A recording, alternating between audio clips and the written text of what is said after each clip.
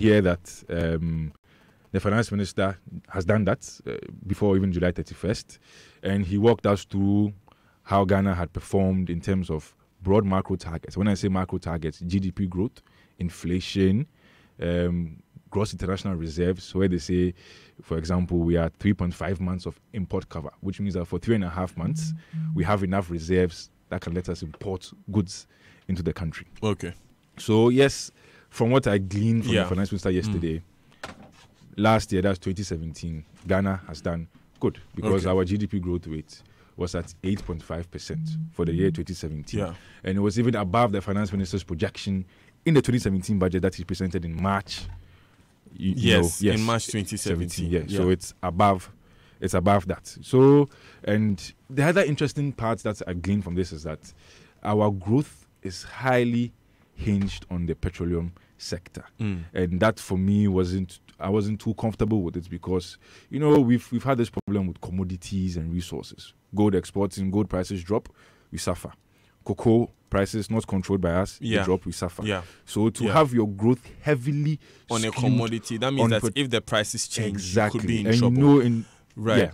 Now, Philip, we'll be going into the details of some of these issues, but it's interesting you said the finance minister wants to satisfy his legal obligation. Yes. He also has an obligation to Ghanaians. Indeed. Exactly. And a lot of Ghanaians were listening to see or are looking to understand if he has satisfied that obligation. So let's look at one of those, shall we? Yeah. He announced some new taxes. Yes, please. And some of those new taxes are specifically targeted at a certain section of society, like your good self. Yes. Walk us through, first of all, this luxury vehicle tax that he talked about. 35% on vehicles that have an engine larger than 3.0. What are we talking about? Okay, so from what I understood yesterday, they are looking at raising revenue from luxury vehicles. And that's with an engine capacity of 3.0 liters and above. And they're saying that at the initial stage of purchase, you pay an amount upfront, and on subsequent renewals, you also pay an amount. But before we get into that, what do we mean by luxury vehicles? And somebody might say a Toyota Land Cruiser V8 is a luxury vehicle. But then you'll be surprised to know that the luxury brand of Toyota is Lexus. So if you look at it from that perspective, because even in the American market, a lot of people use Lexus in the sense that Toyota is more of the basic model, and then the Lexus becomes the luxury model. If you look at Nissan, or Nissan as we call it, its luxury type is the Infiniti. If you look at Honda, its luxury type is the Acura. So you start asking yourself that, in this definition of luxury vehicle, where does it fall under? Because I can go and buy my Nissan Micra. I have a friend called Daniel who I see driving a Nissan Micra. To him, that's a luxury car. You understand? Yeah. To him, that's his car. That is all. So what is this definition of luxury? Is it gadgets? Is it equipment? Is it cost? What is it? You understand me? Yeah. Because if I look at it, but that definition has been given by the finance minister, that it's vehicles with an engine capacity 3.0 and above. So we have defined what luxury is for ourselves, no? But Daniel, there's a small car, for example, the Nissan Maxima, Altima. They have engine capacities of 3 liters. Are they necessarily luxury vehicles? It's open to interpretation, in my opinion.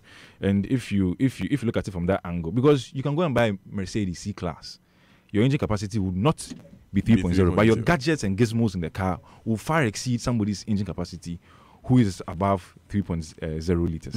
You understand? So for me, I would want more on that. Yeah. Let me take this to Malik, because this is an interesting conversation we'll be having. But of course, it's 2 minutes past 8. This is a Super Morning Show on Joy 99.7 FM. I am Daniel Daz. You just heard my friend Philip Namfuri. He's an analyst with Joy Business. Him giving his initial thoughts about the budget, media budget review, and we have gone into specifically the luxury vehicle tax. We've also been joined by Dr. Priscilla Chumesi Bafo. Good morning, Doc. Thanks for joining us. Good morning. Thank you for having me. Great. And Malik Abbas Dabo is here. So, Malik, this definition of luxury, and the idea that I have, if I see a tax called a luxury vehicle tax, is that you are taxing people who have the money to buy expensive cars, so that persons who may not necessarily have that money would be taken care of by that money. How much is a 2.8 liter vehicle? Okay, like Philip was saying, if you can buy a Mercedes-Benz C-Class, that means that you are within that bracket of persons who can pay more, so that you can support people who don't. But if that C-Class is 2.8, then you're not paying the tax. No, I think I clearly understand where Philip stands and the nuanced argument that Philip is making about the definition, the technical definition of what is luxury and what constitutes luxury or not. I think ordinarily what they were looking at is consumption. We know that for many of us, when we are going to buy a car, one of the primary considerations is the consumption of the vehicle. That's the primary consideration. So if you are buying a vehicle which is 3.0, the supposition, and this is subject to argument, the supposition is that your disposable income is probably good enough. It's a reason why you will buy a car that consumes 3.0 plus. I think that's the thinking and the consideration that went into determining from what level should we start charging this tax. And then they made a determination that, well, if you can buy a car which consumes 3.0, it means you are doing fine in terms of finances. And when we're doing the news review, I pointed out to you the thinking, and if you heard the finance minister say, the wealthy must pay their fair share. If you can...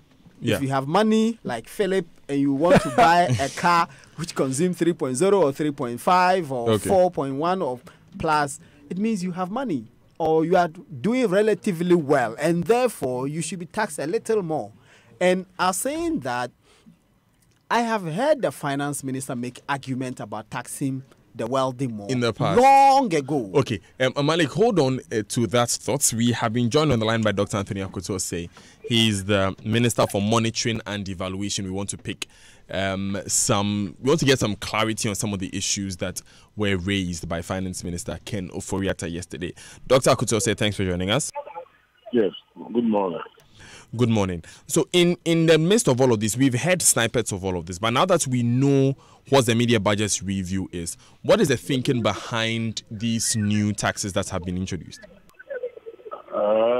Basically, we have to look at the budget review as an obligation of the minister, or the part of the Minister of Finance, to tell the rest of the country how he's able to, he's doing with the targets he announced to us in November. So essentially, he came to tell us that, look, I came to you in November to present the budget. In July, this is how far I've gone. There are some challenges, and in my view, the best way, I'm quoting the Minister of Finance indirectly. In his view, the best way is to mainly tighten tax administration, impose one or two luxury taxes, scale down on his expenditure so that he's able to reach his deficit of 4.5 that he proposed to us in November. That's basically the summary of what happened.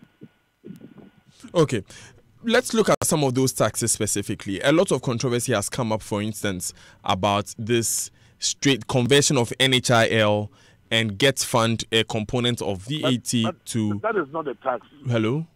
Those taxes already exist.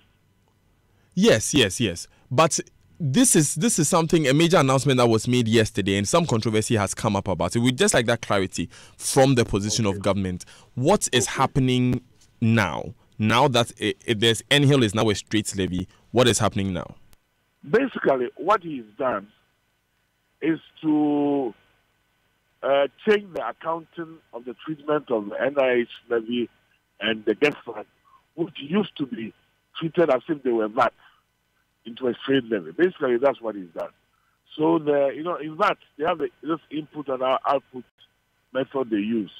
So now the two levies will not be part of the input-output that merchants will have to deal with. It will be like a sales tax. Each of them will be like a sales tax. Okay. So that's basically the treatment. That's basically what is that. So our understanding of an input-output tax is that if, for instance, I'm someone who produces sachet water, and my cost of production, my cost of water and sachet is 80 cedis, and I sell the water for 100 cedis. I'm just using that as an example. Sure. When I have bought goods at 80 cedis, that means I have paid a tax. I paid an input tax.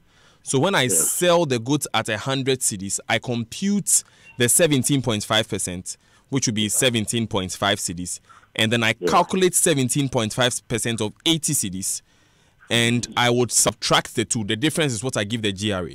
Is that are we together? Great. Yeah, that was assuming it's 17.5. Now, of course, 12.5. So what has changed now? Now it will be 12.5. Yes, using this similar scenario, what have changed? If my cost price is 80 cedis, the cost of my commodity is 80 cedis, and I'm selling at 100 cedis, what has changed with regards to the computation? Now you are using 12.5 instead of 17.5.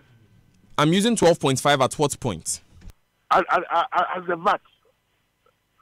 As the VAT that I pay in my input tax. That means that I'll compute 12.5 of 80 Ghana cedis.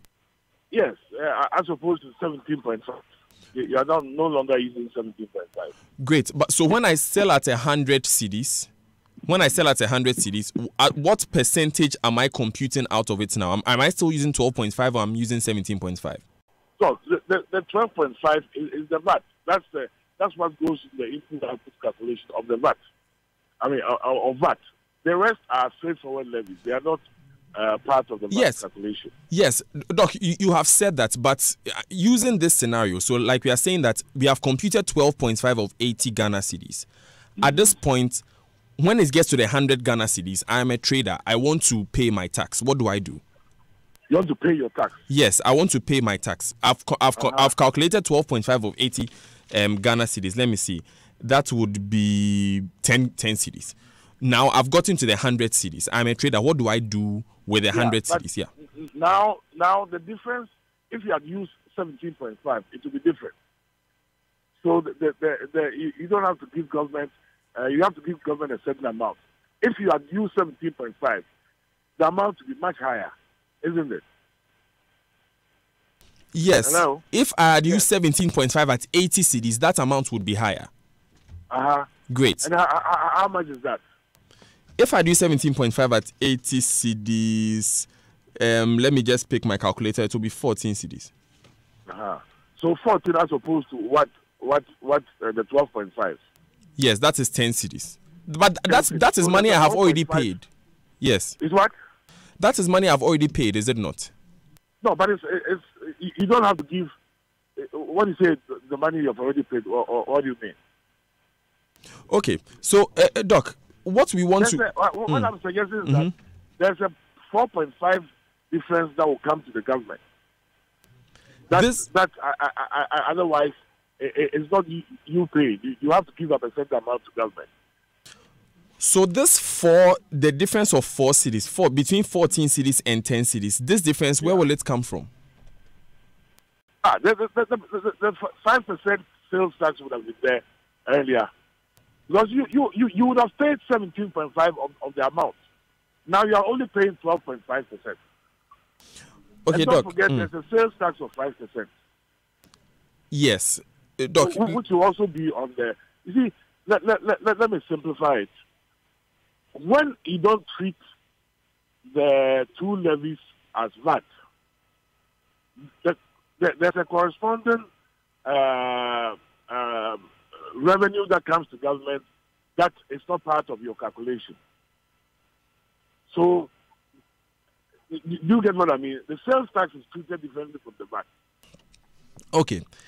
Doc, I wanted us to make it very clear and simple. That's why I wanted us to use the figures that I was doing. So if we can run through these calculations, I think we did it first for the 17.5 when everything was VAT. Okay, now that only 12.5% is VAT, let me just go over it again. I buy my water in plastic at 80 Ghana cedis and I sell my sachet water at 100 Ghana cedis. My 12.5% of 80 Ghana cedis is 10. is 10 cedis. Okay, but that is money that I've already paid. So Your what 12.5% of 80 Ghana cedis is 10 Ghana cedis. Good on my calculator, but that is money that I've already paid. So when it comes to the 100 Ghana cedis, now that it is a 5% straight levy and 12.5 VAT, how do the calculations begin at 100 Ghana cedis? If I want you are looking at 12.5 of what? Of 100. Of 100, yes. And there's a 2.5 left. Yeah, isn't it? It's actually 5%. It's two different levies, so 5% left. Yeah, but you forget about the 5% for now. For now. For now, okay. You are looking at the difference between what would have been 12.5, the 12.5, and the 10. Yes. Isn't it? Yes. So there's a 2.5 difference that you hand over to government, isn't it? No, the 10 is in nominal value, so it's a nominal figure. It's 10 Ghana cedis. But the 12.5 of 100, you're talking about 100. Okay, okay, yes. So I compute the 12.5 of 100 again. Of 100, uh-huh. The other is 12.5 of 80. So there's a 2.5 difference. Yes, 2.5 Ghana cedis, yeah. And so I pay the 2.5 to government. Yes. Yes. And then what happens? What happens with the 5%? Oh, the 5%, every consumer pays the 5% sales tax. Every consumer. So you add 5% to the, everybody will pay 5%. So let's say 5% of 100 is 5. So now government gets 7.5. Okay. So by the explanation, if I am a trader, I can choose to either pay the 5 Ghana cedis out of the 100, or I can add the 5 Ghana cedis to the 100. You cannot choose. Okay, what do I have to do? You pay VAT as well as you hand over the sales tax to government. You cannot choose. That's fine. So I've paid my VAT. I've paid my VAT on the 100 cedis now. What I'm saying is that no. All you are doing is that you're doing the VAT input-output on a lower rate. Yes, we have now come to an understanding of that. So the input-output is now 2.5 Ghana cedis. What I'm saying is that for the 5% that is left, as a trader, since he has to pay that to government, can he add it to what he's selling, to the 100 cedis? Can he add the 5 cedis? Some may choose, some may not. Okay. So some traders may choose to add the 5 cedis to the 100 cedis to make 105. Yes. Okay. Yes. I mean, it is possible that the first time increase that could come. Okay. It's possible. Yeah. Okay. I don't want to dispute that. Okay. That means that depending on the trader, it is possible that the new system, the new calculation would make prices go up, depending on the trader. No, there's no question about it. It could. The first time, it could, yes. Let's not leave out that possibility. Okay. Doc, when you say the first time, what do you mean? I mean, the immediate impact would be an increase in prices if traders pass it on. It could be. Okay. Yeah, but traders are also conscious of the fact that you don't always pass on prices automatically because people could stop buying your product. So it depends. Okay, so it's either for the traders to bear that, to carry that burden, or move it forward, right? Yes. We understood on that. You and I may get an initial pricing. Okay, Doc, that does it for the straight levy discussion. On the luxury tax on vehicles, an interesting thought has come that why did we use the capacity of the engine to, classify the car? Why not use, for instance, the cost of the car? Well, the cost of the car, I mean, you can have a Mercedes with 2.5 capacity, which is very expensive, isn't it? Here, we are. It's like saying that the big cars pollute in a way. Using the big cars, they use lots of gas, therefore they are bound to pollute. So that's what you are doing. The larger engines are the ones that cause the mess, not the smaller ones. So you are thinking about environmental impact when you look at the engine capacity?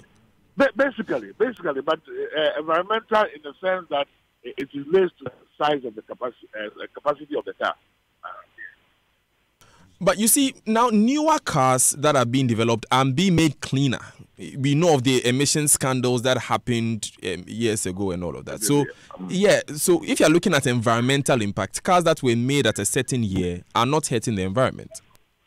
Oh, still, you want to say they are made cleaner. But the fact is that the more petrol you consume, whether you like it or not, there will be some impact.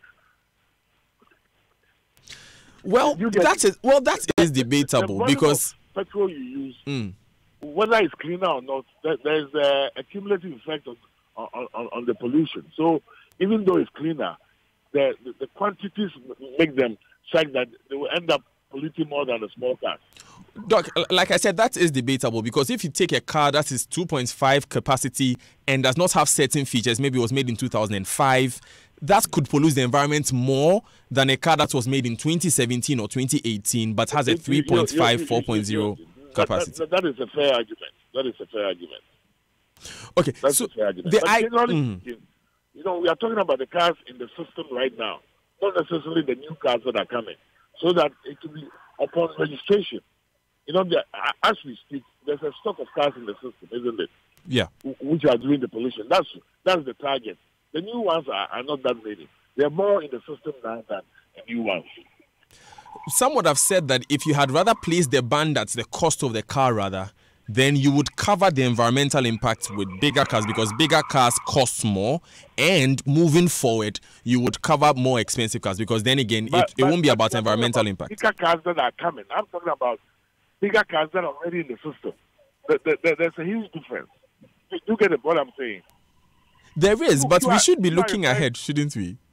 New cars that are coming in, they'll be, compared to what is already in the system, there's more of what is in the system than the new ones that are coming.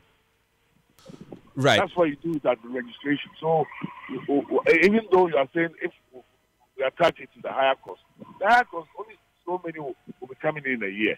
But as we speak, there's a huge stock of these cars in the system, which must be registered every year.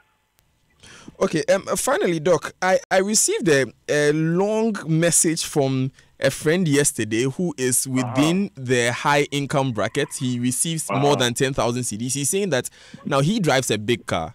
So that means you are taxing him on his car and then you are taxing him again on his salary. So it's as if the government is attacking, or if I should say hostile, towards the rich or high earners in the country. No, the government is not being hostile. I mean, it's just that those of us who earn more ought to contribute more, just so that we can help the poorer part of our population. But to be honest with you, the real debate should be how many people we can rope into the tax net, and that's what we should be talking about. If we are talking about 1.5 million people just now paying taxes, assuming we double the number to only 3 million, we will not have problems with meeting the public first.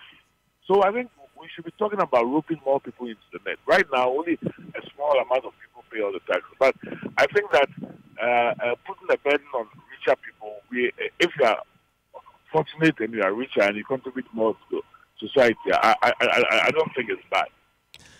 So, Doc, I'm glad you mentioned that because some would say that there was not enough focus on widening the tax net during the mid-year budget review yesterday. I agree with you. It takes time, and I think that this is where the focus should be, so that we have a consensus on widening the tax net and how best to do it. I agree with you.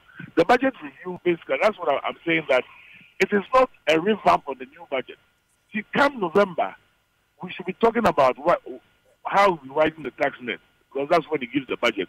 Here, he's assessing what is happening, and he's taking temporary measures to make sure that he doesn't go beyond 4.5 deficit. Okay. So, yeah, it's a short-term measure. But come November, I'm sure he's thinking about measures as to how to widen the tax net. And that's why it's important that we work on the national ID, so we have a system of identifying people. Right. Doc, thank you so much. We'll have to go. But just a quick one here from a listener, and I just got this in. It's a bit of a long message, but he basically wants to find out that when it comes to luxury vehicles 3.0 and above, he sees a lot of his members of parliament, a lot of his ministers driving in cars like this. Are they also going to pay? Of course. Yeah, they are Ghanaians, aren't they? In fact, almost all government employees who drive the forward will suffer the price. So government will pay that. And if we have our private four wheels, we will pay that price, yes. There's no problem with that. It's quite understood. Right. Doc Anthony Akoto, thanks so much. But then quickly, does this 3.0, does it have any exemptions? For instance, are commercial vehicles also part? No. Commercial vehicles are not part. The only problem people are saying is that the mining companies are commercial and they buy a lot of vehicles, but they are not being, because they are commercial, they will not be affected. That's the concern people have. But commercial vehicles, because we don't want the public transportation system to be burdened by people trying to increase prices. Okay, so the commercial vehicles will not be part? No, will not. Okay. All right. Thank you very much, Dr. Anthony Akotose. For the sake of time, there are so many more questions, but for the sake of time, we'll have to end it there. He's the Minister for Monitoring and Evaluation. 24 minutes past 8 on the Super Morning Show on Joy 99.7 FM. I am Daniel Daz. You just heard Dr. Anthony Akotose. So a few quick broad points on the conversation that we had. Quite simply, the conversion of NHIL and Get Fund levy as part of a to-a straight levy means there could possibly be an increase in price. Either there's an increase in price to you, the consumer, by 5%, or the vendors or the business people decide to absorb this price, which means that there's a decrease in their profit. And we got to that point quite clearly. He also mentioned that the luxury vehicle tax will not include commercial vehicles, though it will include mining companies, but it will include persons like MPs and ministers and what have you. He also explained that they chose 3.0 and not cost because of the environmental impact of these cars. Those are the broad points that we had to. We should have gotten into so much more, but unfortunately, this is all that we had time for. Mr. Akotose, Dr. Akotose could not join us for the entire conversation. Let me come back into the studio. Philip, you've spoken, but we've not heard from Dr. Twumasi Bafo. So we have some more clarity on some of these issues. Doc. Okay, thank you very much, Daniel. Yes, I believe that overall, the mid-year budget review, it's here, and we are quite excited about some of the great initiatives that the government has taken, particularly in the area of taxation. So with the VAT and the levies that have come up, in terms of clarity, I would rather go with a typical textbook calculation of how this is done. So before this comes into action, we know that VAT was 17.5%. Yeah. So in a calculation, we'll say that, yes, let me take a scenario where you have a baker who goes to buy flour, right? So you buy flour for 100 Ghana cedis and you pay VAT of 17.5 on it, which is 17 cedis, 50 pesos on the flour, right? So the baker uses the flour to bake bread, adds value to the flour in converting it into bread. The bread is now worth 200 Ghana cedis. So she sells the bread for 200. In selling the bread, she'll take VAT of 17% on the bread, which is 200 Ghana cedis. That 17.5% will be 35 Ghana cedis. Mm-hmm. How much will the baker pay to government? The baker will take the input bit of the VAT, which was 17 cedis, 50 pesos, from the 35 and pay government 35 Ghana, 17.5 cedis. Because the assumption is that when she bought her flour, she paid VAT to the person who sold her the flour. Exactly. So she has already paid half of her VAT contribution already. Exactly. She just needs to pay the rest. Yes, okay. And VAT is a consumption tax. Okay. Right. So she used it as an input, so she doesn't have to pay on it. Now, with the introduction of these levies, what that means is that 5% have been taken out of the VAT. They are now straight out levies. So at the point of buying the flour, the baker pays a VAT of 12.5 Ghana cedis on the flour. Okay. That is the only one they can take out of the value of the bread. The 5 cedis, which is the NHIL and the Get Fund contribution, are now direct taxation on the inputs in principle, Yeah. really. So how much will the baker convert, will the baker have to pay to the governments? Instead of the 17.5% that they would have paid, 17.5 cedis that they would have paid, now they would have to take the 12.5% of VAT on the value of 200, right? Okay. And how much does that come up to? That comes up to about 25 Ghana cedis, right? Yeah. And then take the 12 cedis they paid as VAT, 12.5, from it. Okay. So government will have to take 12 cedis, 50 pesos as VAT on the bread from the baker. That is Okay. what they have to pay. Mm-hmm. Then government will take the input tax that they paid, which is the 5 cedis on the flour at the time of purchase, right? Mm-hmm. And now the consumer also pays additional 5. No, it will be 5% on the 200. 5% on the 200, Okay. right? So government will be taking it from both the producer and the consumer Yeah. as well. The total amount government will get now with this scenario will be 27 cedis, 50 pesos. From one person. That Not is from the- one person, like from the bread value chain, Okay. from the flour to the bread. Oh, the okay. bread that ends up on your plate. Okay. Right. Okay. Previously, it would have been 17 cedis, 50 pesos. Okay. Right. But now they are getting more because Exactly. now different people are paying Exactly. that same amount. Exactly. But like Dr. Akoto say, explained to us, that cost as the point of the baker can be passed on to me who I'm going to buy the bread. That Exactly. means that So she can that- put the 5% of 20 Ghana, of 200 Ghana cedis. She can put it on the 200 Ghana cedis and say, this is government's money, so you pay me the money and let me go and give it to government. Exactly, but that depends on the type of market we are dealing Yeah, with. of course, Right. you So the mentioned it. incidence of taxation, if the commodity we are looking at is a necessity, then obviously the sellers in that market would pass on the cost of the taxation onto the consumer. But if you are dealing with other commodities that are not too inelastic, in our words, and then And when you say inelastic, you mean? I mean, other commodities that people can shy away from.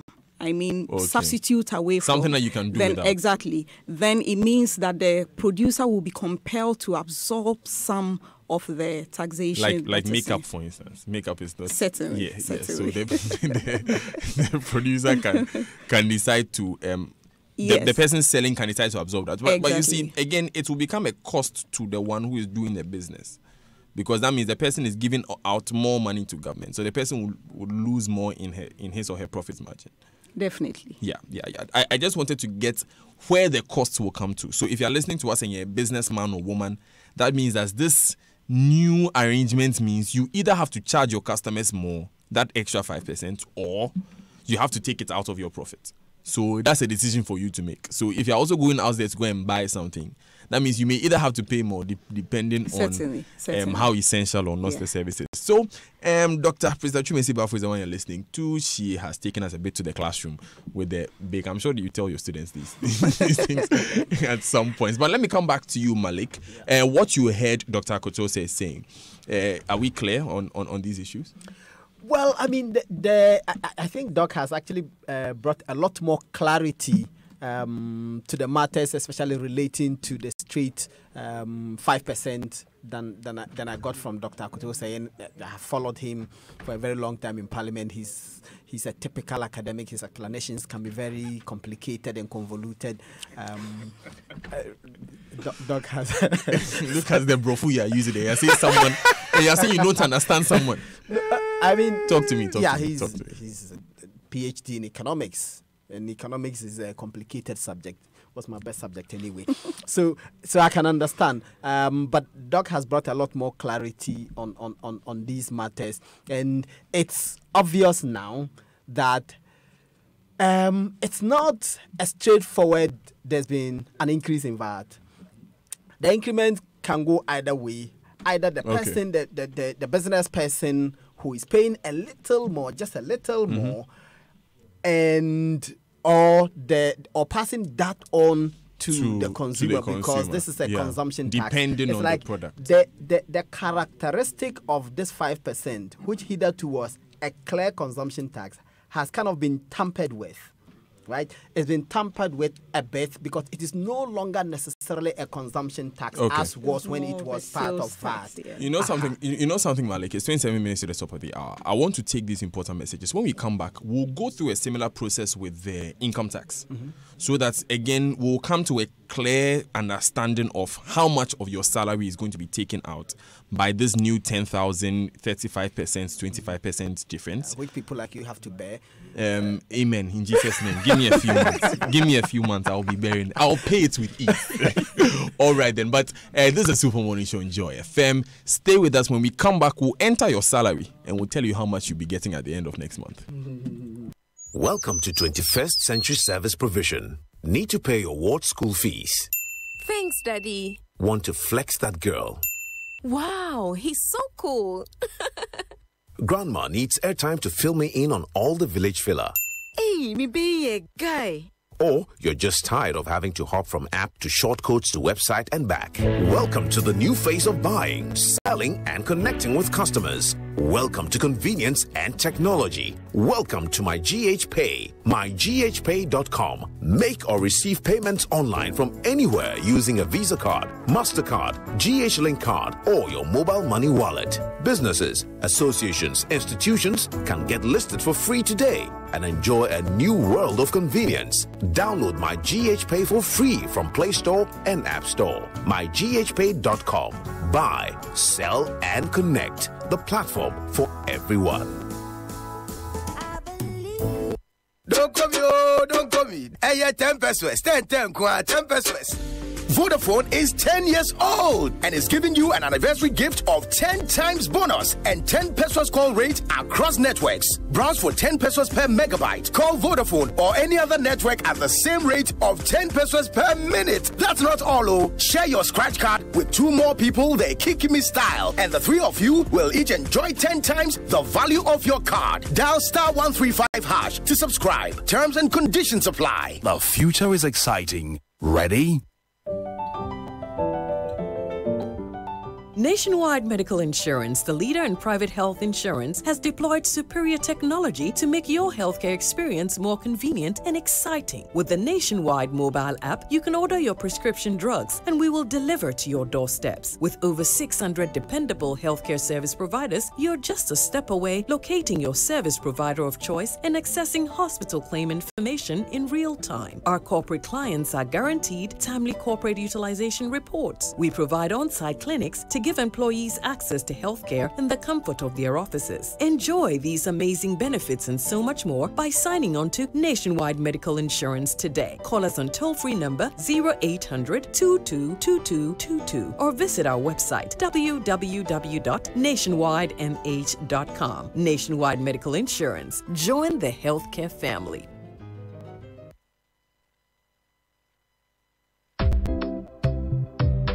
Oh, hello, Amma. Long time.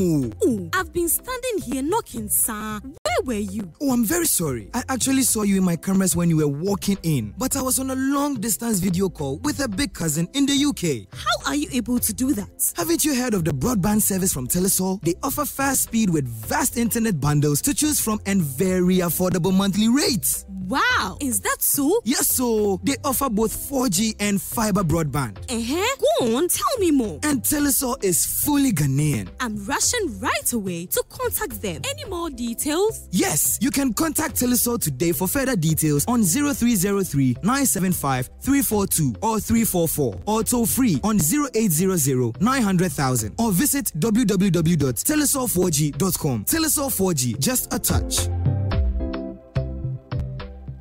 Move on up, up, up, up, up, up, up, up, up, up, up, up. Moving On Up is sending money to over 33 different countries in Africa from your phone instantly. Moving On Up is scanning and paying for goods shabo shabo. No long counting of money. Moving On Up is sending express cash to your stranded best friend so they can withdraw from any EcoBank ATM. No card needed. Moving On Up is paying bills at the tap of a button on the EcoBank mobile app. Oya, download the EcoBank mobile app, make we go and bank like a boss. EcoBank, move on up.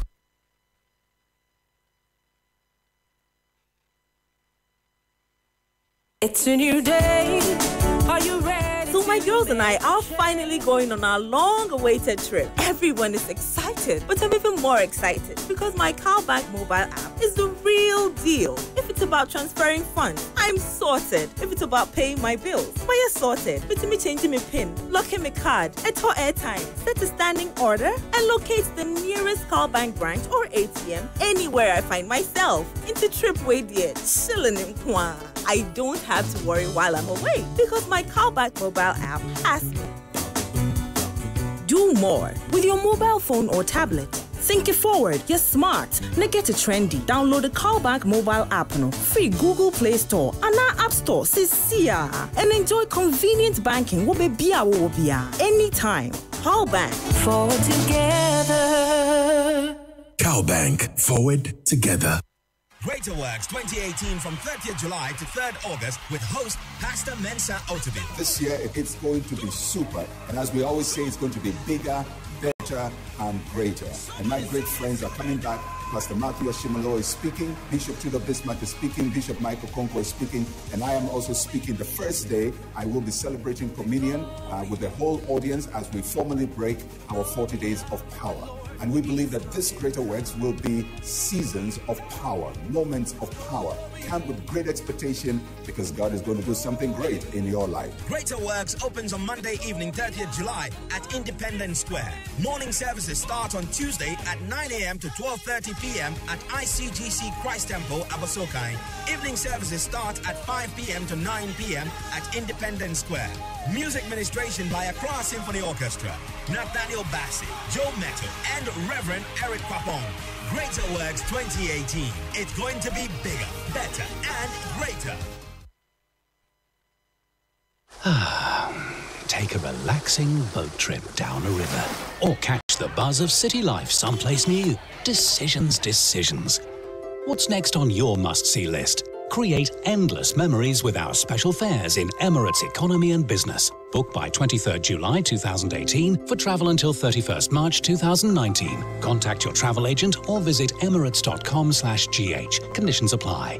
Fly Emirates for a world of good times.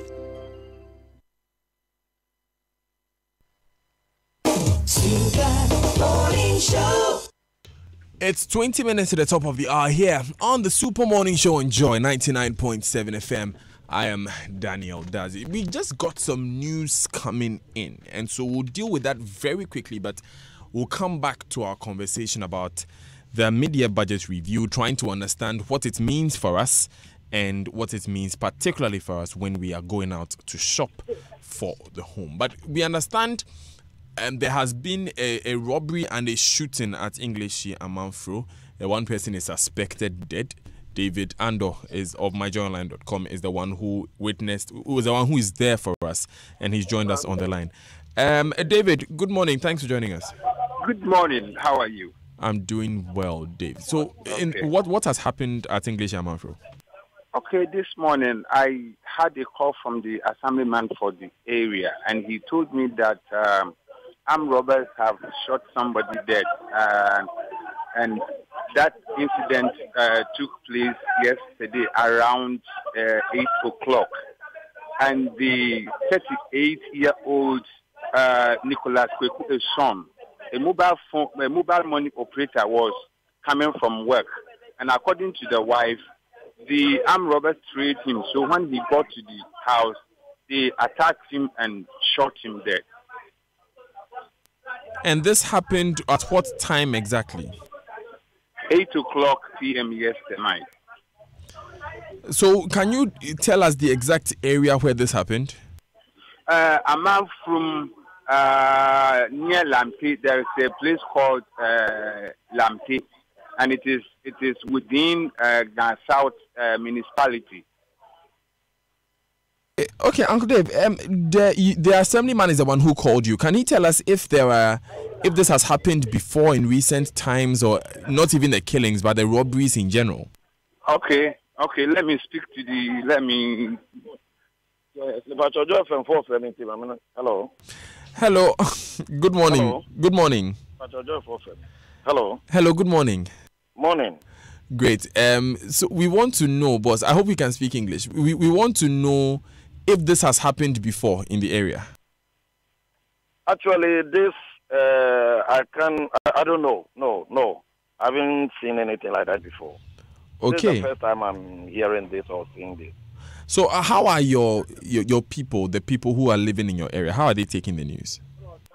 It's very serious. All of them are civilian. As I'm speaking to you, even from yesterday night to now, they couldn't sleep, and the way they are complaining is bitter because the man's house is on wall. You understand? The house is on wall. So immediately he parked his car in front, not in front, in the house. They just attacked him in the house and took the money. After taking the money, then they shoot him. So I'm suspecting maybe they thought he could have known them. You understand? Yeah. So my brother is pity. It's pity. Very, very unfortunate. Very sorry. Now, have you informed the police? And what have they said? Yes, I call my crime. Chief Inspector Amani Ampong. I call him, and he said I should come and see the scene and the situation and call him. But when I came, I saw that when they sent the body to Kasop Polyclinic, the police followed them to the scene. So police has been here already. But this morning, when I came, there's no police over here. Do we have any more information about the gang that was involved? Did anyone see? Do we know how many they are, for instance? Actually, there's no suspected person or name for now. But when I came here, what they are complaining here is that there is a gang here smoking weed here and that kind of thing. So I think I'm going to deal with it with the police. Okay. Finally, this mobile money operator who has unfortunately passed away, does he have a family? Yes, he have 4 children and a wife. A wife and 4 children. Okay. You go on. Yeah. He have wife and 4 kids, and his mother and father also are living in the same house, and even the brothers and sisters are here now as I'm speaking. So he has 7 dependents. Pardon? I'm just saying that he has 7 people living with him in the house. How are they taking it? All of them. The whole house is crying. The whole house is crying. You see, such a scene. How do you think it should be? How do you think it should be in the house? The father is an old man here now, and around 70, and then the mother also is about 65. They are all here. Okay. And they are not about 7. They are more than 7 in the house. Wow.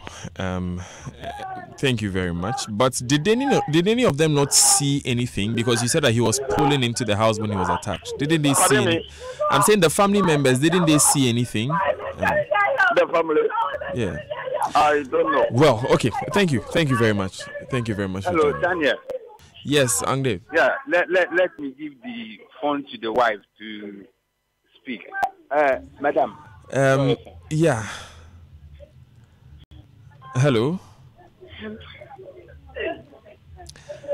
Ma'am, we know you're in a very difficult time now, and so we will not ask you any questions. Thank you very much for agreeing to speak with us, and our condolences. We are very, very sorry for sorry pa. Ne simpatho shedding way. Yenim say in your heading we won't ask you anything. Yeah, that's it pa. Right. Okay, bye. That was the widow of the mobile money operator.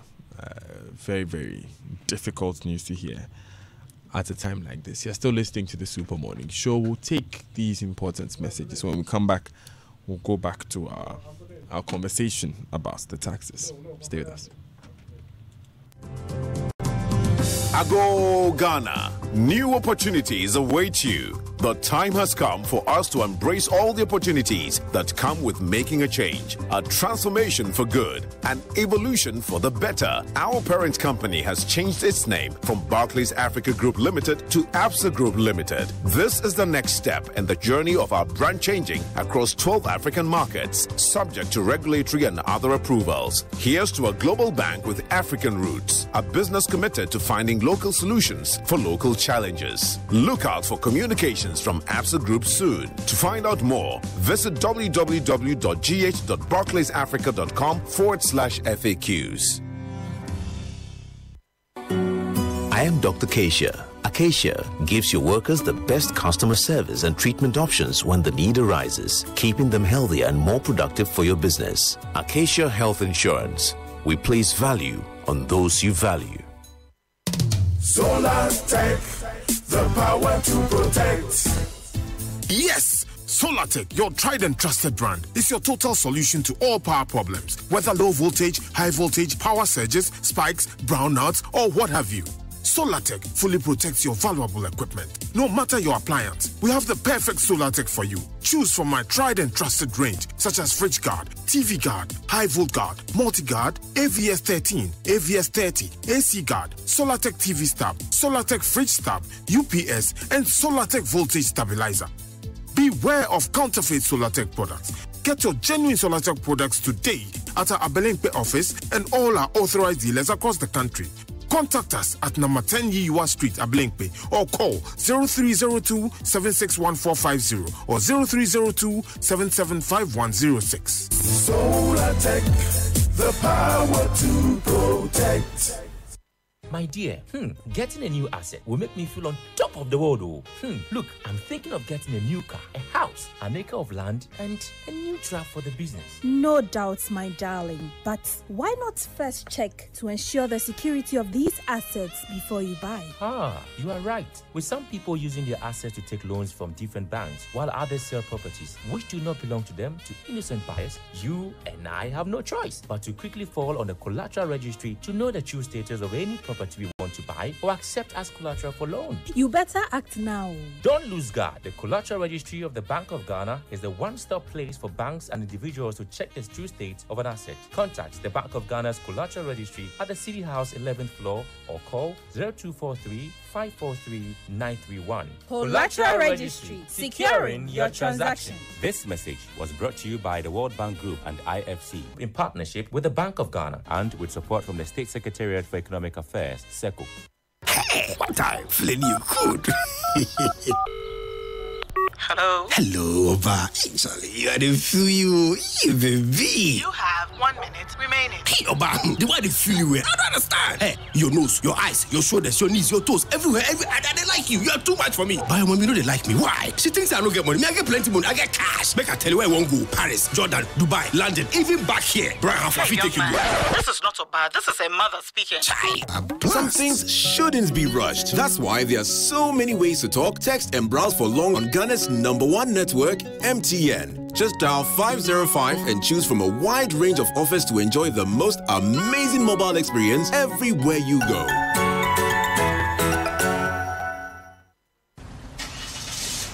Madam, come back.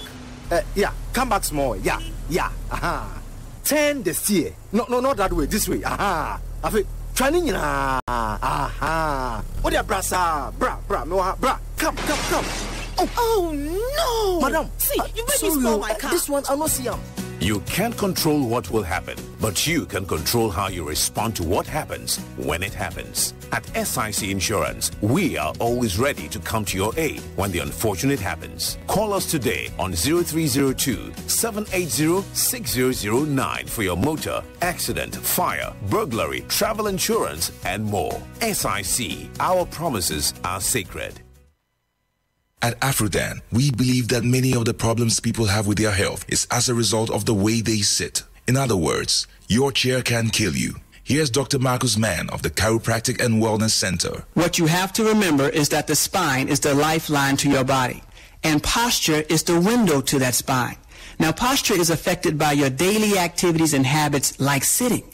That's why at the Chiropractic and Wellness Centers, we recommend what I believe to be the best chairs available for preventing not only subluxations, but also other health problems that you may not be aware of. And that's Rabami and Mobilex chairs. Unfortunately, on a daily basis, I have to correct the effects of this poor sitting habit in our businessmen and businesswomen.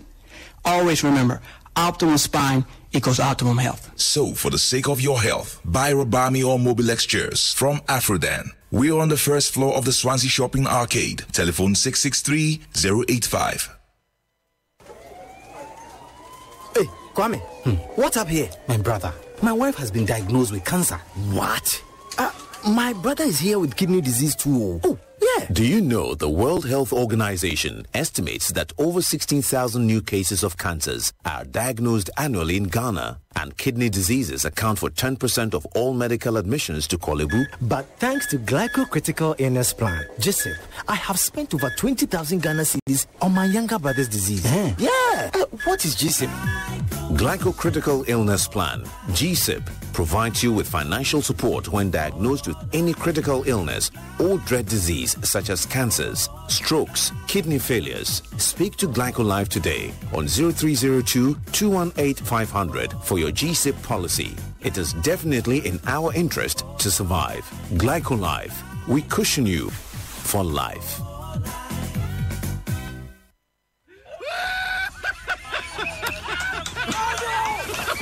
If you swipe your First National Bank Gold or Platinum Visa debit card as much as Kwesi does, you'll earn so much free money, you too will be laughing all the way to the bank. Earn free money every time you swipe your First National Bank Gold or Platinum Visa debit card. Money does grow on our tree. This is not a promotion. It's a First National Bank thing. Terms, conditions, and rules apply. First National Bank. How can we help you? Super Morning Show.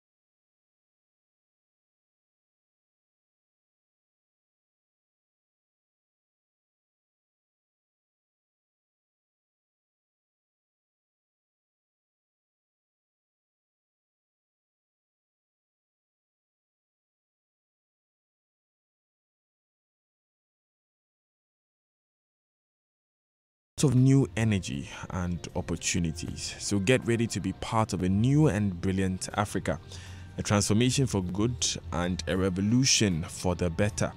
However, we will continue to operate under the Barclays brand in Ghana until mid-2020. And when we do change our name, we'll always be the same bank you know and trust. We'll keep you in the loop, so keep an eye out for communications from the Absa Group Limited soon.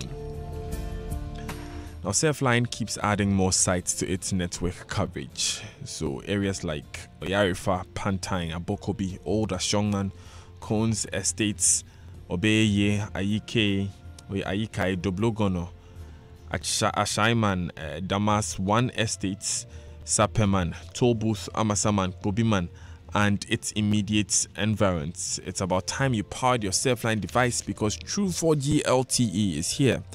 Visit any Surfline store around you to get connected today. Surfline, it's about time you experienced true 4G LTE. There's no such thing as too much TV entertainment, and to prove that, DSTV is giving you an entertainment overload. From now till the 31st of July, MultiChoice has introduced an 18-day open viewing period of its Super Sports channels to active DSTV customers at no extra cost. Active DSTV customers will also enjoy access and various additional kids channels to delight young viewers just in time for the coming school holidays. This open viewing period is part of MultiChoice's ongoing activities to reward active DSTV and GoTV customers' loyalty by treating them to an exciting television viewing experience of content on higher tier bouquets. So get connected or stay connected and enjoy the entertainment overload. For inquiries, call 0302 740 540. DSTV, feel every moment.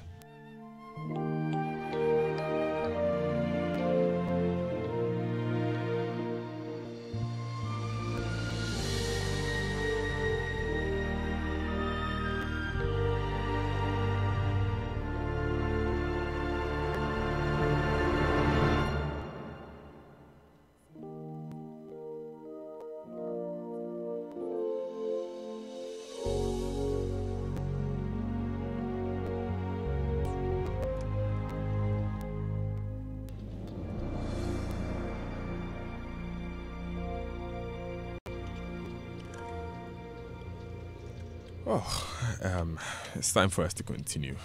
Philip Namfuri is here. Philip, so a lot has happened since we heard. Yeah. Yeah. So our condolences to the family of the bereaved, and we hope and pray that the perpetrators can and will be brought to book. Yeah. Yeah. Very important points. But there's also an important point about how much we are spending and our budget. And our budget. So, first of all, you had a comment on what the finance minister, the monitoring and evaluation minister said. Dr. Akutose. You know, before I started, Daniel, with your permission, I was just looking at the budget right now. I have the hard copy in my hand here. And the theme for the budget says... Philip, I hate to do this, but let's take the Joy Business Minutes now. And then when we come back, we come to you. Thank you.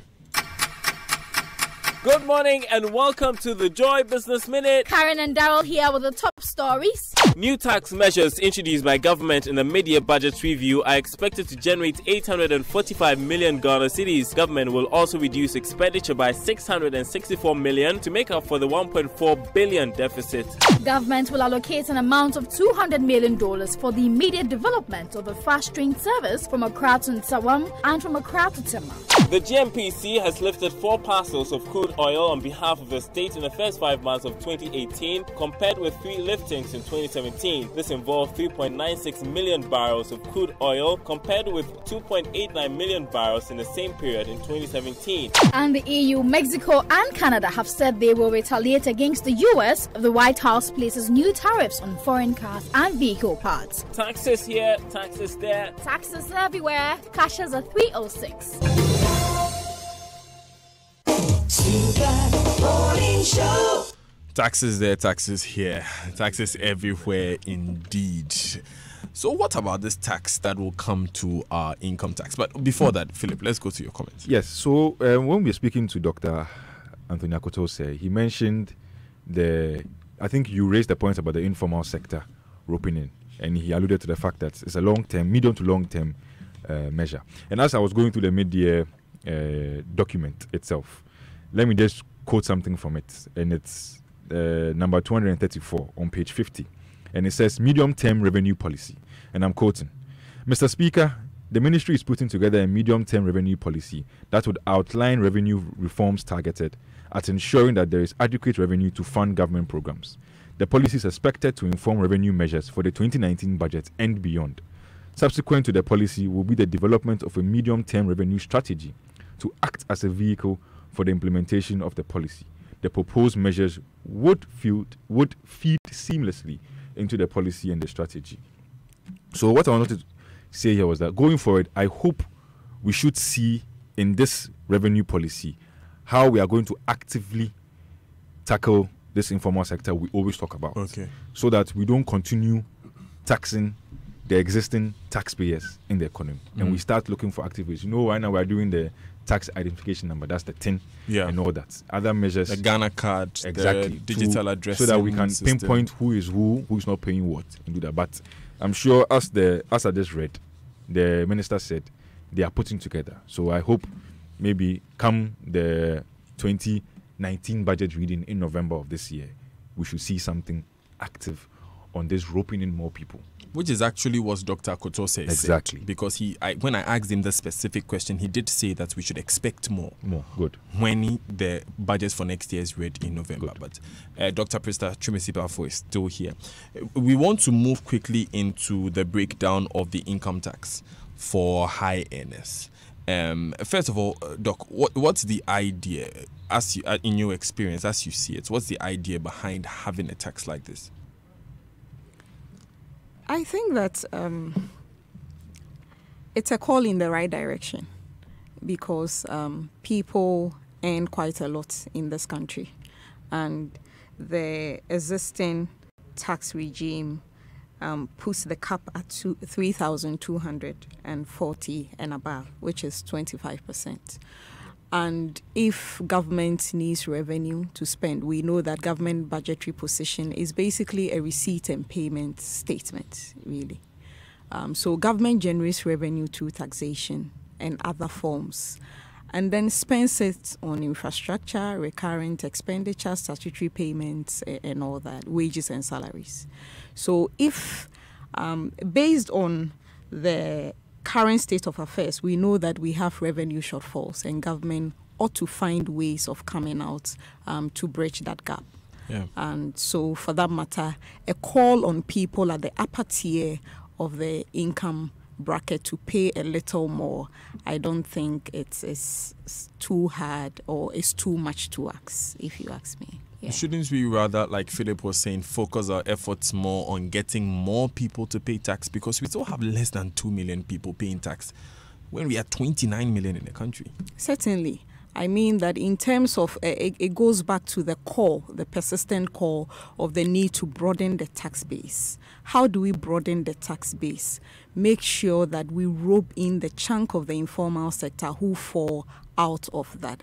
And even with that, I'll say that one ingenuity with this initiative is the fact that, yes, if people in the informal sector, some of them are not paying taxes, but they are earning quite a lot, particularly with income tax. They don't pay income tax directly because they are off the book, really. But if they make the money, they buy luxury cars, right?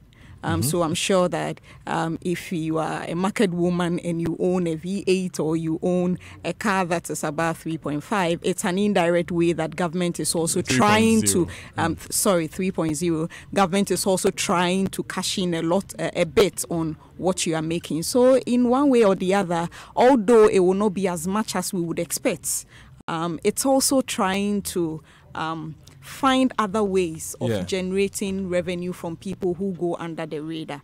And I also, at this point, I would also insist that government should also find ways of coming out with property taxes as well. We keep saying it. Like on Monday we discussed it.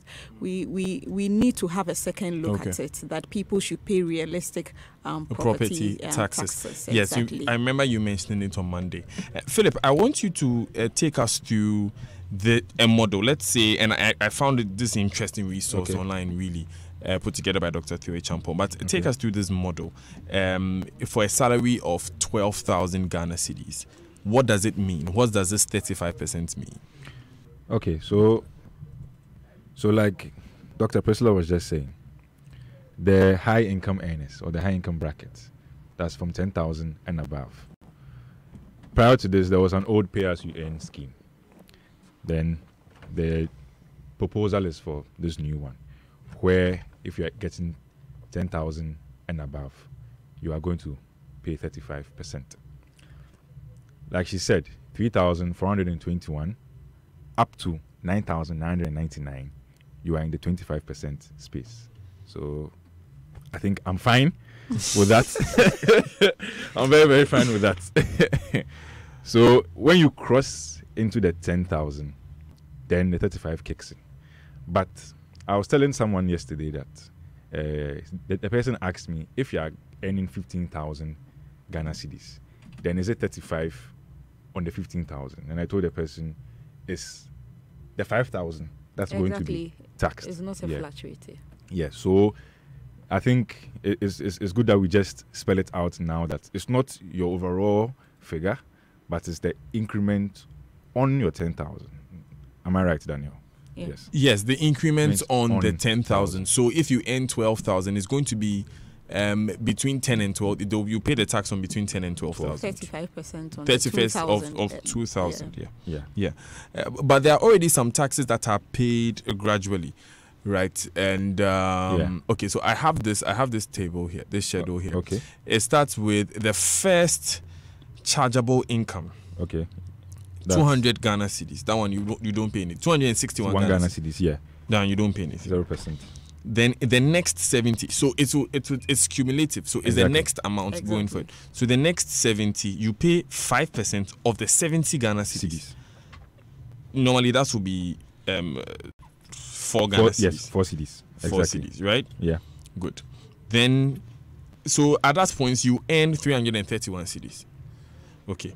The next 100 cedis, you pay 10% of the 100 cedis. And that's 10 Ghana cedis. That's 10 Ghana cedis. At that point, your salary is 431 Ghana cedis. Exactly. Okay. The next 2,810 cedis, you pay 17.5% of the 2,810 Ghana cedis. That tax is 492 cedis. At that point, you earn 3,241. Then, at that point, when you are going, that's the number you just gave me, 3,241. Between that and your next exceeding 3,241 is what we are talking about. Yeah. So if you are exceeding 3,241 on this table, your chargeable income will be, if your salary is 12,000, it will be 8,759.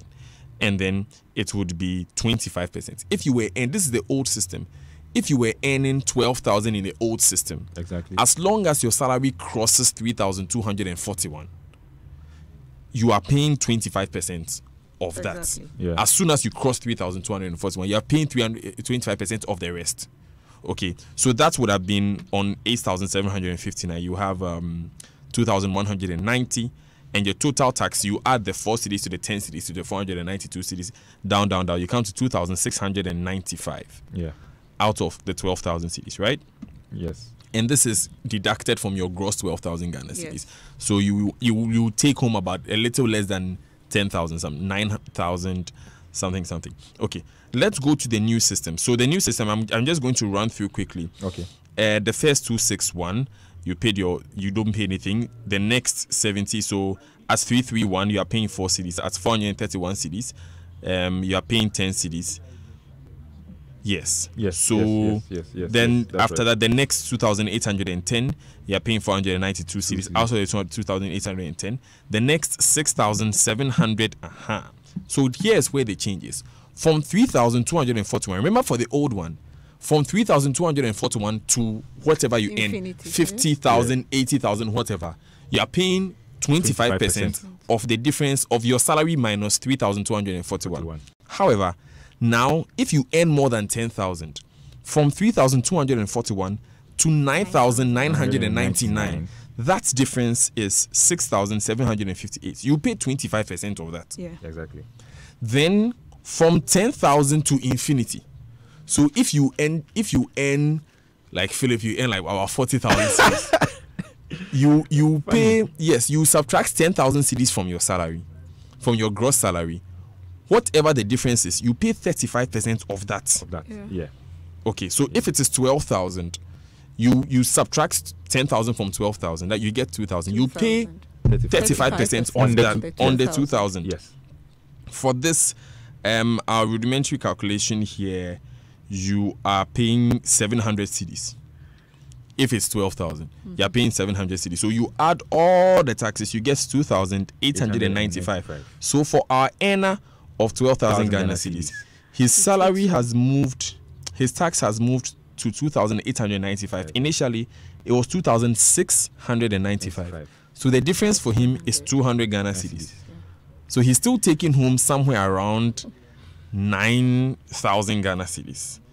I wanted to ask. Talk to me. A question. So that's 200 difference. How do I put it? Is it really going to affect? Because I know you don't know like this. You're in that bracket. So can you? I received the bracket. Can you tell us? Is it really going to affect a high income earner, 200 Ghana cedis? Looking at our current economic state, if you think about it, 200 Ghana cedis, is it much of a difference? That's a question that's exactly, and I for think the person the person who is paying the 200. And that's the whole idea, that it shouldn't adversely affect the what do you call it? And remember, it's 200 cedis for someone whose salary is 12,000. Exactly. The number gets bigger as your salary gets higher. I'm actually looking at the face of someone who definitely has a higher salary than 12,000 Ghana cedis. Yes. So, Doc, I have this question here. Danny, is it the taxable income that we calculate the 10,000, or it is your entire gross salary? Do you want the person to come again with the question? Yeah. So maybe Texter, you want to come again with the question. What do you mean by taxable income? What do you mean by gross salary? But what we are saying here is that as soon as your salary crosses 10,000 Ghana cedis, you pay 35% of your salary minus 10,000 Ghana cedis. Think of it that way. Yeah. You subtract 10,000 cedis from your salary, and then you pay 35% of that, and that would add up to all the other small. So, if you want like an effective, some will call it an effective tax, you are actually paying 24% of your salary as taxes. Yeah, 24% of your entire salary as taxes. Initially, we were paying about 22%. If you were someone who earns in excess of 10,000. So that's where we are now. Malik has worked in. Yeah, I just wanted to make a point about the question you read earlier. I would imagine that the person was asking about chargeable income rather than taxable income. And usually the lawyers will explain that in order for you to arrive at what amounts to take a tax from, you take a chargeable income, the total income that the person earns, minus the deductions that are allowed for the person. So, for example, if you are a parent, there are certain deductions that the law allows you to take out of your income before the tax is computed. So, if you have children who are in senior high school, if you have a spouse, if you are taking care of persons with disability, all of that, the law makes provisions for deductions for those people. So, it is after you have done all of those deductions that what is left is now taxed.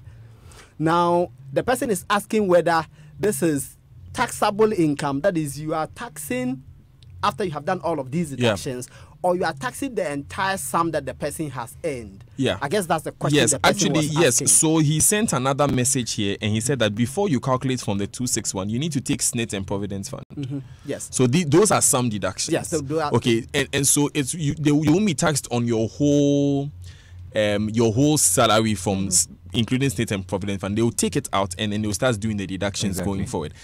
What happens is that after announcements like these are made by the Finance Ministry, the Revenue Authority comes out with a practice note. Yeah. So that they would tell us the exact details of how exactly. So we can't go ahead of the Revenue Authority now. What we can do is tell you how the calculation will be like. Yes, so it's when the GRA comes out with a practice note that we will know exactly.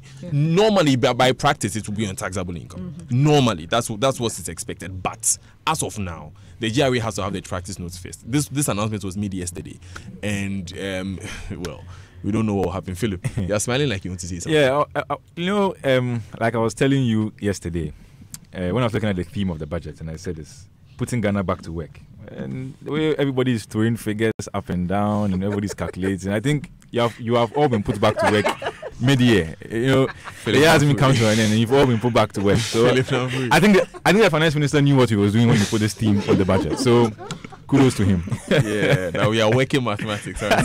Quick maths. I had no idea that this is the level of cynicism of this man. You don't know Philip Nafuri. Interesting. It's 17 minutes past 9 on the Super Morning Show on Joy 99.7 FM.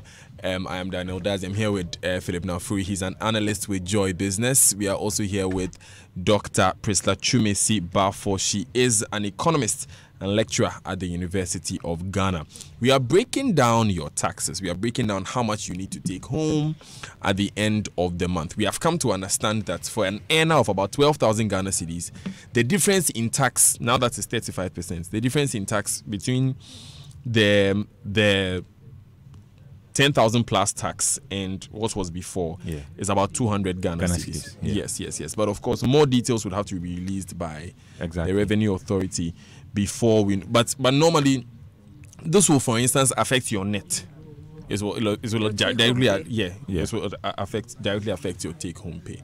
Yes, and yes, there was a point that was raised that with the luxury tax on the cars too, we are paying on imports. When we are importing the cars, we go and pay at the port. Yeah. And when we are renewing our licenses, we'll pay at the DVI. Renewing the roadworthy. Yes, sorry. Roadworthy. Of the car. That's what I wanted to say, actually. Then we'll go there. All right. And we'll take these important messages. A quick clarification here. When I say less than 2 million taxpayers, those less than 2 million taxpayers is struck against a working population of 9.27 million. According to the 2015 Labour Force report by the Ghana Statistical Service, which is 14% of the labour force who pay taxes. So basically, we should be getting taxes from about 9.27 million people. At the moment, we are not reaching 2 million. So that is where we are. Philip, that earlier point you raised about... Who pay income taxes? Yes, income taxes, yes, because... Some people pay other taxes. Yeah, very right on that one. Yes, I want us to take another breather here because we are breaking into a bit of a... You see, Doc, I have a problem. Okay, and Philip and I were talking about it this morning. When we say the economy is growing, when we say the economy is growing, it's growing at 10% or it's growing at 8%, what does it mean for the creation of jobs? That is the basis for which this government came into power. So we are coming to create an enabling environment for jobs to be created. So when we say the economy is growing, what does it mean for the creation of jobs? We'll be going into that after this. Stay with us. Time waits for no man. The future belongs to the brave. Nothing comes without a fight. Fight for a better future. Fight to change the world. Make your mark at Academic City College with its new campus in Hacho Accra. With activity-based learning and premium teaching talent, take your education beyond the theoretical classroom. Visit www.accghana.com. Admissions open now for September 2018. Academic City, unlocking potential, one leader at a time. It's time to experience something different, unexpected, and definitely beyond banking. It's a new era at GCB Bank, Ghana's most welcoming bank, where we offer you a world of financial security, flexibility, and convenience. We swiftly serve you with over 180 branches and 300 ATMs, and provide e-banking solutions that make it possible for you to bank anywhere, anytime. When you need a personal loan, sooner is better than later, so we give it to you in 24 hours to make sure the experience is always memorable. At GCB, your opportunities are limitless and we keep you smiling at all times. We're bigger and better, ready to take you beyond banking. GCB Bank, your bank for life.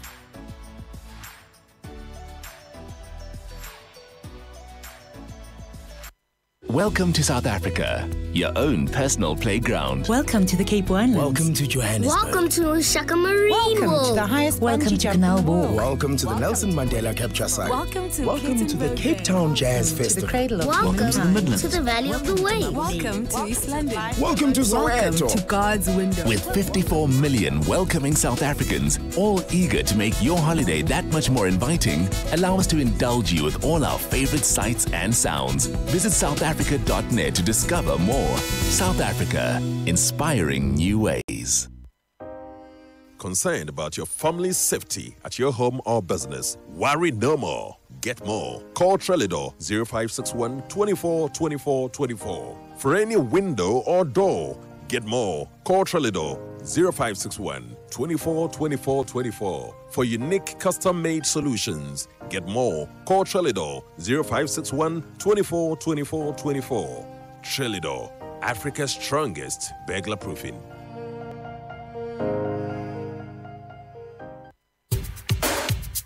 Charlie, your office they shine, oh. Yes, so I tell you, say for proper and modern ceiling solutions, the answer be Interface Limited. They'll get in stock acoustic ceilings where you go fit make your office fine like my own. Or even better pass your own self. We can better pass my own. Charlie, I go Interface right now. Interface Limited is the leading supplier and installer of finishing input materials for the building and construction industry in Ghana. Call us on 0274-999999 or visit our website at www.interfacelimited.com. Bibiara wa melkom Luciano le melkom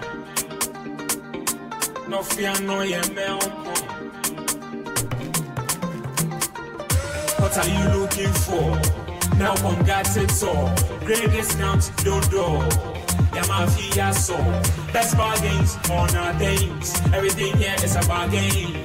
High quality, goods be a priority. So tell your mom, tell Poppy, tell your actually everybody.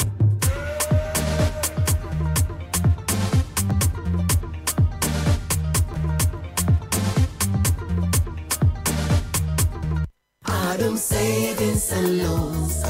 They say life is harder than a rock. We say Adumunti, give life your best shot always. They say it is too difficult to meet everybody's needs. We say Adumunti, we have taken the time to understand you, the investor, the importer, the salaried worker, and even the youngster. Adum Savings and Loans is that friend who is truly on your side. For enquiries, call us on 030-220-8066. Adum Savings and Loans. Oh yes, your light of hope.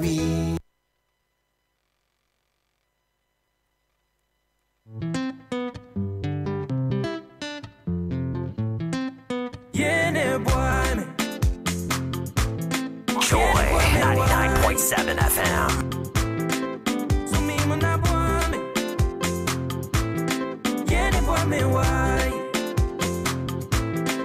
You give me life. You help me see when I've been blind. Even when I'm feeling paralyzed, you help me seek so I can find happiness on a rainy day. One mama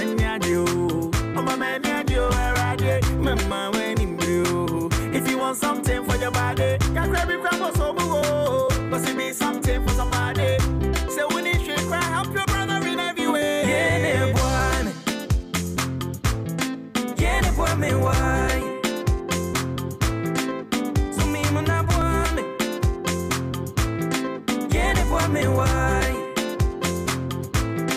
Yeah, boy, me why? Say who me na me say my touch ya, boy me a brand ya. Yeah, boy, me why? Say who me na me say me ni she a boy me ni me ya. Yeah, boy, me why? Say who me na me say me she a boy me ni ya. Yeah, boy, me why? Yeah, boy, me why?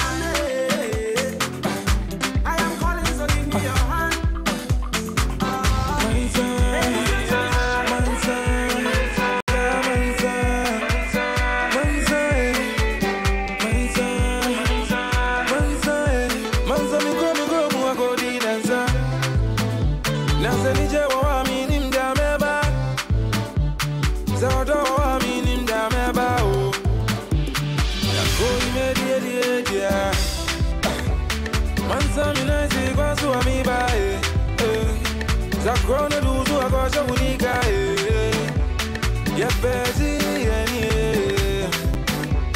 ya penu mediri yanza yanzo dona muna yanza uni museli jena bai eko fewo busu ya fonyi na bra eni obi o se kone bia zame umi da go bia mama se gumi obi e bibi so atro mi ama mi want me I'm proud of Zana nije o Etenu mumba munsamami Mumbru chini yana na minti Momensi ya nunzu na minti You're behind me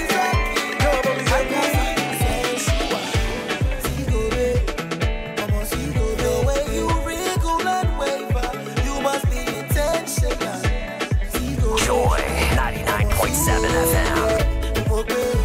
Don't want to be big, but you go be. I be on my kilo.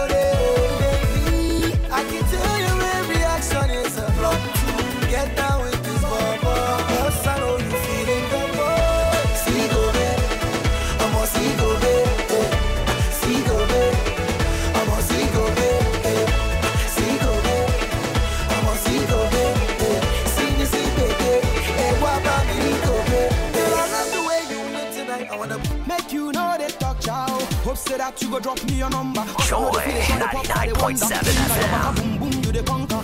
Look, see I know they get no younger. So they want friendship where be longer. Weak me today, tomorrow I go be stronger. Girl I they want chop, you be my hunger.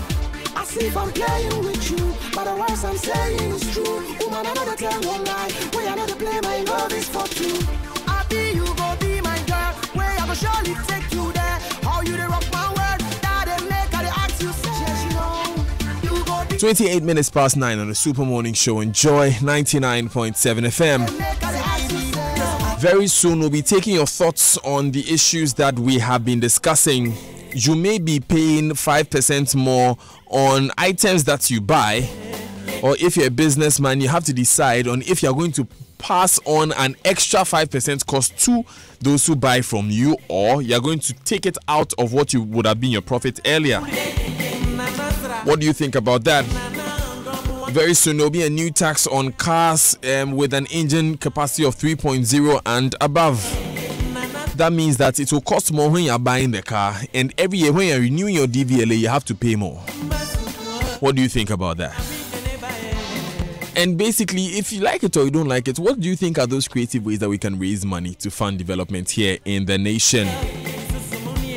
Call us and tell us, and we'll give you an opportunity to do that later on the show.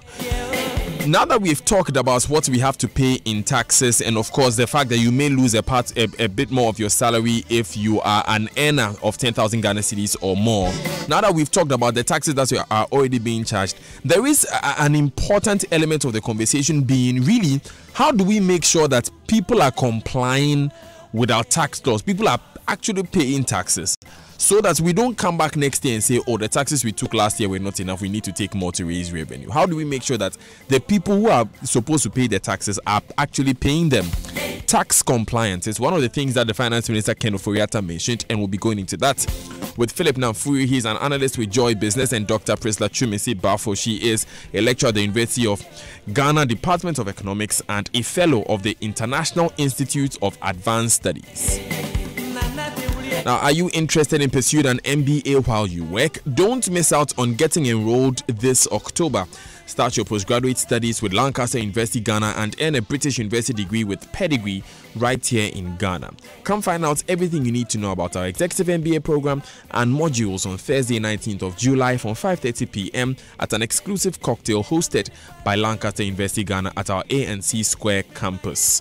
To find out more, register for the event. Please call on 0302-747-700 and start your future with Lancaster University.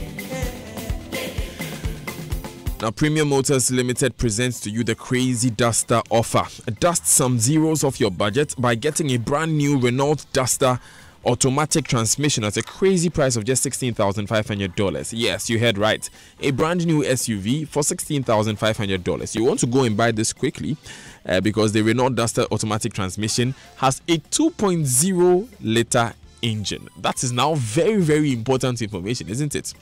That means you will not be paying any luxury vehicle tax on the Renault Duster, so go and buy one now. Promo is valid on limited stock. Terms and conditions apply. Rush now to Premium Motors for your DSTV, for your Renault Duster SUV, and make those dreams come true. Visit the new Renault showroom located at Atiko Junction on the Kaneshi Odoko Road, or call 030-707-9977 for more details. Renault, passion for life.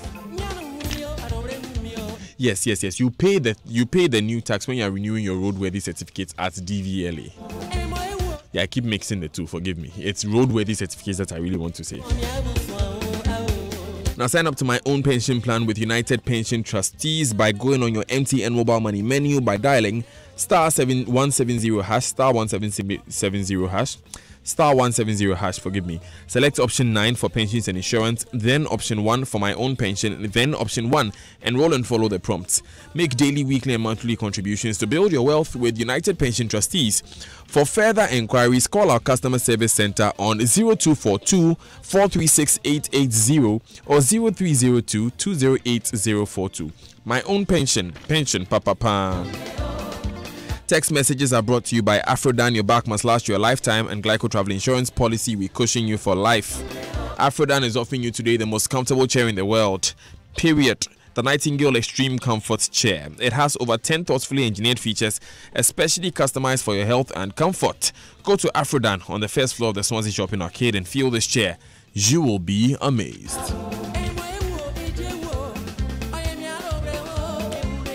So let me come back to the studio quickly, and let me do ladies first this time.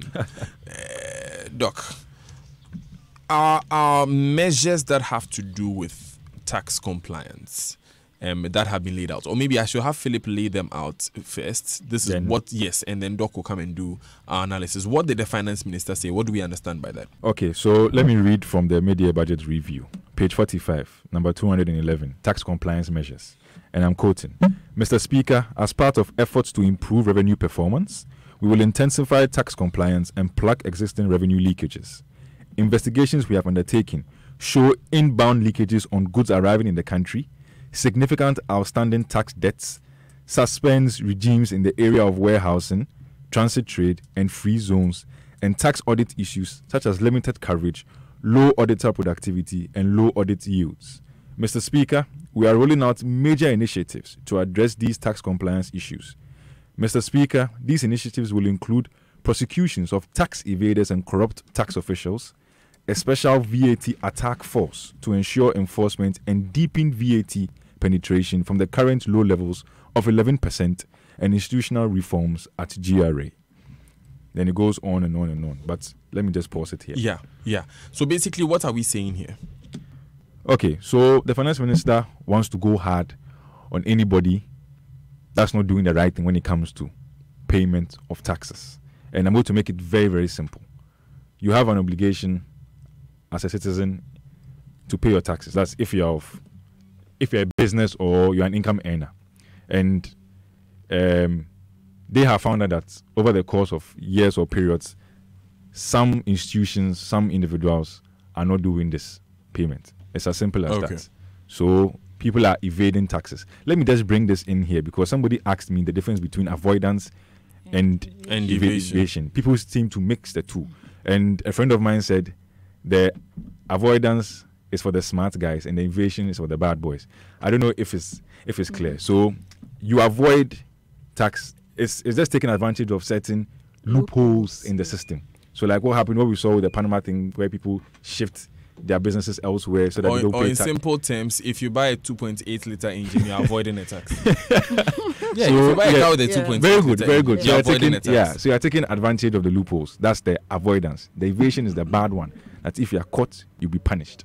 Boom. Okay. So with evasion, you're doing something illegal. You are supposed to pay a tax and you are not paying it. Yes. Exactly. But with avoidance, you are looking at the holes in the system so that you do not pay a tax at all. You see, when it comes to tax compliance, Doc, I think that avoidance is in some cases just as bad as the evasion because in the end, the money is not coming to government. I mean, right now, we can be assured that there are some big companies who are sitting down with their lawyers and their accountants looking at the new measures and finding out ways to avoid them. So, I mean, how do we realistically make sure we get the most revenue out of the tax-paying public? Yeah, so on the issue of plugging the loopholes in the revenue generation point, I believe that it's a call in the right direction. We have talked about this over the years. Something has to be done. Revenue collection agents have to do the right thing by making sure that people who ought to pay taxes are paying taxes, right? And then that also raises the issue of why are people incentivized to find ways around the tax system in the first place? The whole idea is that if taxes are too high, then the incentive to avoid and evade is greater because the payoffs are obviously higher. Right. But I don't believe that in Ghana we are overburdened in terms of the taxes that we face. For that reason, people should be that smart to go around it. The bottom line is that the punitive measures are not there. People are not prosecuted, so we don't find examples. Right. If you had a next door neighbor who has gone to jail for 3 months for not paying taxes, then it rings an alarm bell when you are trying to go around it. So we have to see that things are working. And then on the side of the expenditure of government, we also have to see that our monies are being put to use, to good use. And the minister mentioned that they are going to prioritize expenditures. There need to be some streamlining. We ought to see that our monies are working. When people see that their taxes are being put to good use, they would pay. And given that the punitive measures will also exist, it means that there is no way around that people can go, blatantly flout the law and go scot-free. It will not happen. So our laws have to be made to work, and implementers of the laws ought to make sure that they are doing the right thing. Do you think that the GRA as an institution is doing enough in this regard? I believe that they are not doing badly overall. When you talk to them, they would also talk about issues of challenges in terms of equipment and all that they need to effectively go round, reach everybody, make sure that the right things are done. But I believe that they can do better. Yeah, I was looking at a good friend of mine sent me this part of the Auditor General's report 2017 for the 2017 year. 2 companies, and I asked Kojo Ponkroma this on Wednesday. 2 customs officers allowed 2 companies to take goods out of customs bonded warehouses without paying the duties. The duties were 103 million cedis. Look at that. Mm-hmm. 2 persons willfully allowed this to happen. And it goes back to the same corruption conversation that we've been having for years. Is it that we don't have teeth to bite? Is it that there is politics involved? Where's your mind in this?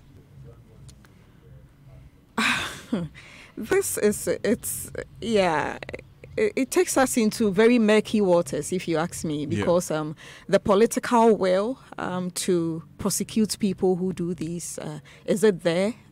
If it is there, are we really cracking the whip to make sure that people... It gets to the point that, yes, these 2 individuals who are found culpable know a certain big man somewhere who might probably talk to somebody, that kind of thing. Yeah. So it becomes quite challenging in terms of making sure that our laws are working. But I believe that in terms of the area of taxation, we have to put all these things aside and make sure that our laws are working. We have to set examples of people who are not doing the right thing. We need to see scapegoats all over. And then when that happens, everybody will set up, and then compliance will increase. And also put in systems, measures that make it difficult for people to get around the laws that have been laid out there for us. Let me come back to Philip to wrap up on this one before we move into the final leg of the conversation. It's 20 minutes at the top of the hour. I'd like these 2 points in a heartbeat. First of all, your final comment on this one, and what you think about where we are going as a nation, like in a heartbeat. Your point. Okay, so on the tax compliance, I think we saw GRA actively going around, locking up offices and stuff in order to compel people who owe to settle. Some described it as a Rambo style of doing things, because in Nigeria last year there was also a similar situation where people owed in terms of taxes, and what the Nigerian government did was to give you up to a certain period to come and settle, after which they would drop the hammer on you. So somebody said then they should do this for Ghana, but I think it's been done over the years and people still don't come to settle their taxes. So I think with this attack falls on VAT and stuff like that, I think personally they should go hard. If you owe, you owe. You should pay. That's all. Because it's all of us. The taxes affect all of us. It's not only the finance minister or the GRA head or as in the commissioner of the no, it's everybody. So sometimes we should put away our selfish desires, like what you just read from the Auditor General's report. It is untenable, and it should not be accepted anywhere, anyhow. Yeah. Yeah. And this will be your final comments for the show. I know you have to run away. Yeah. Okay. Yeah. Where do you think we are going? Okay, so I think so far, looking at last year, 2017, in general, I think the economy has performed well. In general, if you look at some of the specific targets, I think it's okay. Going forward, we've done 6 months of 2018. First quarter, in terms of GDP was at 6.8%. That was good. But again, like I said at the beginning, the petroleum sector, we should start looking for other sectors of the economy that can provide the jobs that we need, because the petroleum sector is only a specific type of job that you can get. There's some set skills. We need the mass ones with agriculture, with the industry, and then stuff like that. And we should really ramp up the growth in the agri sector, because it's, the services sector is still more or less the dominant sector in the economy. And what's wrong with that? Some when I say some, I mean economists, like from where Dr. is coming from, say we have leapfrog from agri doom straight into services, and we've jumped the industrial part. For example, China did it progressively. So they went from services, industry, and from agri to industry and to services. And you realize that from farming to factories to banking and whatever. And you realize that when they did the move from industry to services, there were ripples in the global economy. You realize that demand for a lot of things had dropped elsewhere. Yeah. So we need to really put in our efforts. I know the government is trying with the whole industrialization drive and then planting for food and jobs. Yeah, but I think we should ramp up more on other parts of the economy that will provide jobs and secure growth. Yeah. Right. Philip Namfuri, thank you so much. Philip is an analyst. We pay him to do analysis, and you can see he's doing that very well. He's an analyst with Joy Business, and Dr. Priscilla Chumesi Balfour is still with us, though she is a lecturer at the Department of Economics, University of Ghana, and a fellow of the International Institute of Advanced Studies, IIAS. We'll take our last batch of commercials. When we come back, do you have any question for Doc? Maybe we can pull Philip back for a few minutes if you have a question for him directly. If you have a question for him, send them in on at Joy997 FM on Twitter, Joy99.7 FM on Facebook. To text us on WhatsApp 0244-340-437, and we'll also give you the opportunity to call us when we open the phone lines after these important messages. Stay with us. Take a relaxing boat trip down a river, or catch the buzz of city life someplace new. Decisions. What's next on your must-see list? Create endless memories with our special fares in Emirates Economy and Business. Book by 23rd July 2018 for travel until 31st March 2019. Contact your travel agent or visit emirates.com/gh. Conditions apply. Fly Emirates for a world of good times. Are you looking for opportunity to study abroad? Are you facing challenges in your application for international admission, visa, and general travel? Astolinks International is a first-class education travel and immigration firm that can support you to process your application for admission and visa in countries such as Australia, Ireland, UK, USA, Canada, and many more. They also offer professional advice on travel, visa, and tour packages to corporate organizations. Locate Astolinks International at 52 Fanofa Road, Kokomlemle, near Joy FM. Call 0244-502752. Visit our offices in Kumasi, Takrade, and Sunyane. Website at www.astolinks.net. Astolinks International, your path for success. Hi, I'm Nicholas Kwesi Tete. I'm working with VRA at the MIS department, and my journey with VRA started when I was posted by NSS after completing my first degree at Bluecrest College. I recommend Bluecrest College for those who are looking for a bright career in ICT. With an alumni base of 1,500 plus from different nationalities, to tell you why Bluecrest College is a preferred destination for higher education. For ICT, banking and finance, human resource management, logistics, oil and gas, fashion and journalism, choose Bluecrest College. For admission, call or WhatsApp 0263 011 390 or 0275 207 783. Visit our website bluecrest.edu.ga. Bluecrest College, education for life. Let's go, My name is Kwame Sefakai, and most of you know me as a media personality, but I am also a family man. The UMB mobile banking app, UMB Speed App, saves me so much time by letting me do almost all of my banking transactions on my phone. The cardless withdrawal feature allows me to withdraw cash from any UMB ATM without an ATM card. I can also pay bills, transfer money, request for a loan, invest money, and so much more. So now, I can spend less time at the bank and more time with the ones I love.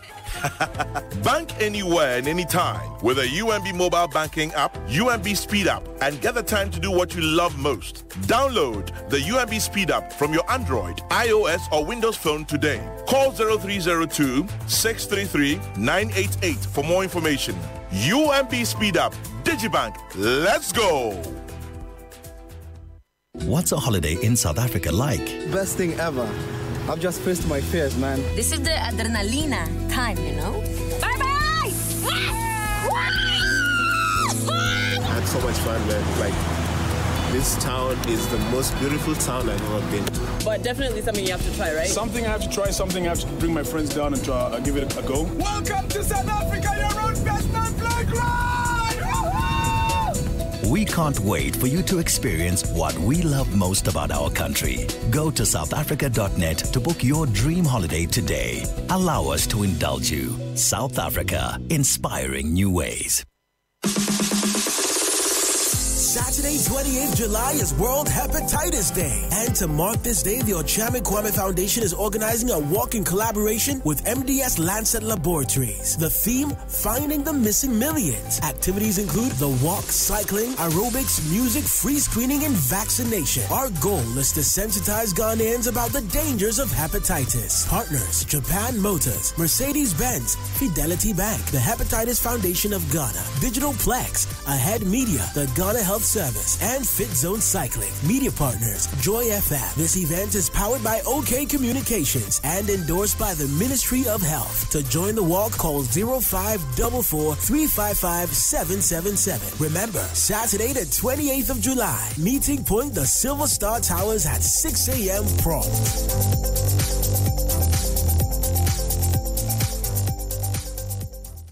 FPAC is effective for headaches and relieves the symptoms of flu, colds, and catarrh. FPAC blows away the pain associated with sore throats. During and after a hard day's work, FPAC relieves you of body pains. After the day's sports workout, FPAC helps the body to control the aching muscles. FPAC is effective against feverishness. FPAC reduces body temperature associated with malaria and other fevers. FPAC is effective against rheumatic pains. You can find FPAC in all pharmacy and chemical select shops throughout the country. FPAC is not recommended for children less than 16 years of age, ulcer and asthmatic patients, pregnant and lactating mothers. If symptoms persist for more than 2 days, consult your doctor. FPAC blows your pain away. FPAC Junior follows in the tradition of FPAC tablets, a trusted friend to relieve your child of pain associated with teething, catarrh, cold, and fever. The good that FPAC does for you, FPAC Junior does for your child. FPAC Junior is for children between 6 months and 12 years. FPAC Junior blows your child's pain away.